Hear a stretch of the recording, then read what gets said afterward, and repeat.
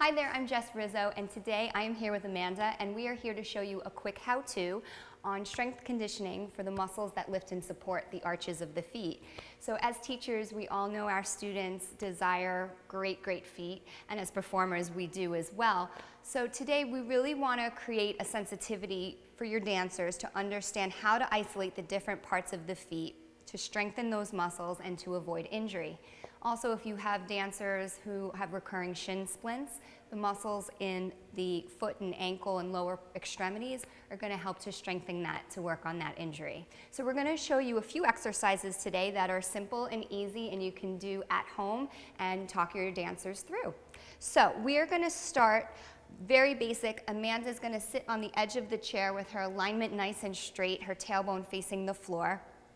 And basically what we're going to do, we're going to isolate the toes. So all she's going to do, we're going to start with 8 repetitions and then you can increase from there. So 8 is a good amount of repetitions to get your dancers started, okay? So all she's going to do is try to spread her toes as much as she can, lifting up on the balls of the feet tiny bit, and then she's going to come back to neutral. And she's going to really focus in on just moving those toes, spreading on the floor and coming back. And what that's going to do, again, it's going to strengthen the toes, which sometimes we don't really pay attention to, and it's also going to awaken the ball of the foot. So that's the first exercise, and again, we'll start with 8 repetitions for that, and that's a good warm-up and precursor to the rest of the exercises that we're going to show you. The next exercise you can do with your dancers is toe ball. So now we're moving a little bit along the foot. So Amanda's going to lift up, and she's going to isolate toe, and then she's going to come to the ball of the foot, ball of foot. And then she's going to do both feet at the same time. So she's going to lift up toe, and then she's going to come to the ball of the foot. Really paying attention to the detail of where the placement is as well. And we're keeping in mind that we're still thinking about when we go on releve that we're not going to roll on the outside of the foot or pronate on the inside. We're going to try and really establish that weight. So again, we're going to do 8 repetitions on this. Good, and come back to neutral. And you can also progress that to standing at the bar and also in center. So these are things that you can incorporate in your warm-up as well. The next thing we're going to do, we're going to take the Theraband, the trusty Theraband. Now this is a great little prop and tool for you to use, especially if you are recovering from a foot or ankle injury. But it's also a great way to use in floor bar or just as part of your warm-up. So we're going to have Amanda wrap this around her foot, and she's going to grab here. And again, with your beginner dancers, just even it out, Amanda. With your beginner dancers, you're going to start with a low resistance band, and then again, if you want more resistance, we can increase the strength of the band. So I'm going to have her toes right here. She's going to extend her leg. And what we're going to do, we're going to work on inverting and everting the foot. Now, normally we don't want our dancers to sickle their foot or to hyper wing their foot. But with this, especially being as detailed as we are, these are going to be great exercises to strengthen.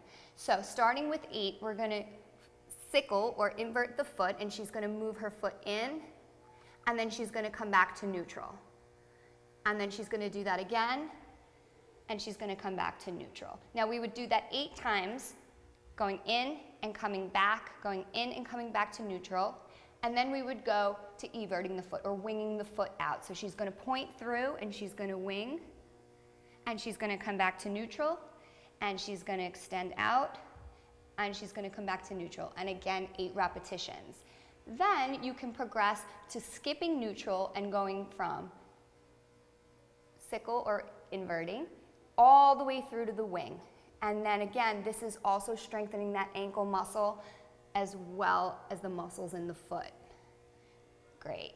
Now another thing that you can do with this, same sort of exercise, if you have a table where you can lie on, you can lay on your side and you can put a weight in a bag which is around the foot and perform the same exercise. So you're going to be winging and sickling with the leg off the table, which is a great added resistance as well.